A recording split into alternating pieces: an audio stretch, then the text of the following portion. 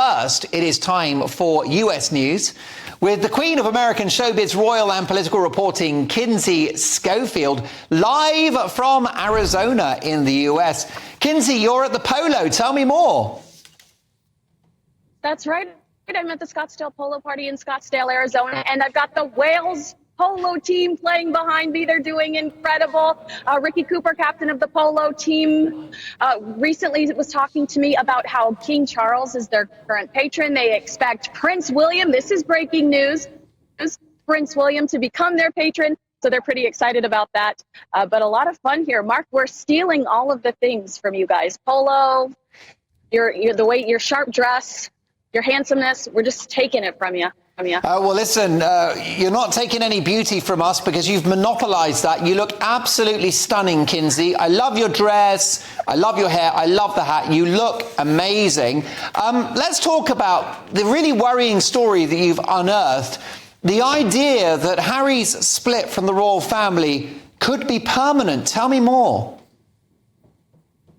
You're so sweet. You're giving me way too much credit. This is actually Tom Quinn that has recently said this. Tom Quinn is a brilliant author, and he has said that the split between Harry and his family is likely very permanent because the family is so hurt by it. Now, I just told you, I'm out here with a lot of people from your neck of the woods, and they are telling me the same thing, that the family is absolutely stunned by Harry's activity. They're devastated, and there is no reconciliation on the horizon as far as people close to the royal family are concerned. They just do not see that reunion happening. They say that the royal family is truly, truly hurt by Harry's actions over the last few years, and they never thought he was capable of such things.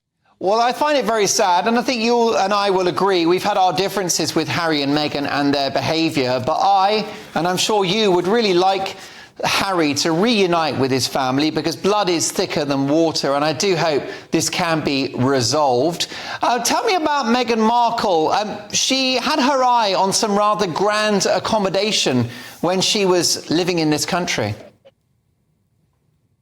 Yes, sir. Isn't this interesting that this story is recirculating? Meghan Markle, when after she married Prince Harry, she'd approached the family and asked if they could have suites within Windsor Castle. She wanted to share the same space with the Queen. Now, she was denied that space for multiple reasons. I think one being that Harry and Meghan are very private individuals, and there are tours that walk through Windsor Castle. Like, what were they going to do when people needed to, use the restroom in Windsor Castle in the middle of their tour?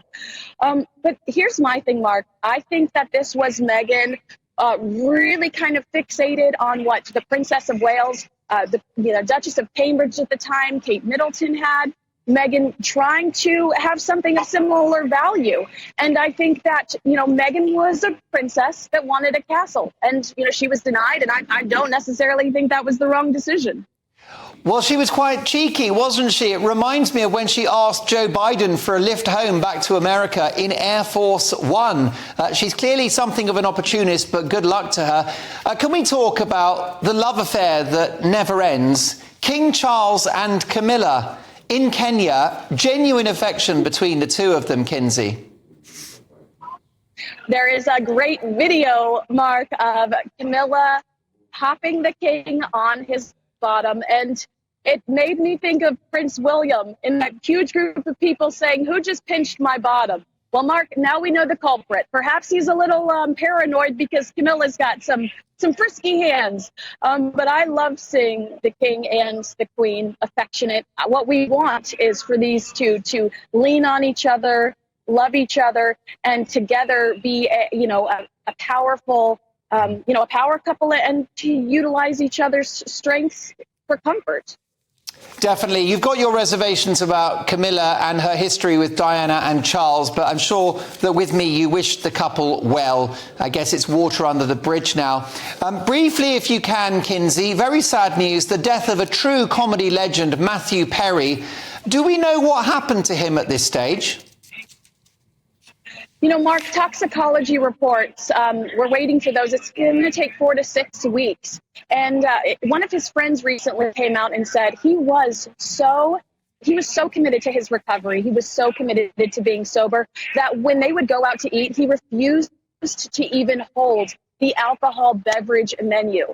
Athena Cosby, I believe is her name, saying that there is no way that he relapsed. And we're just going to have to wait on those toxicology results. The autopsy is done. The results were deferred.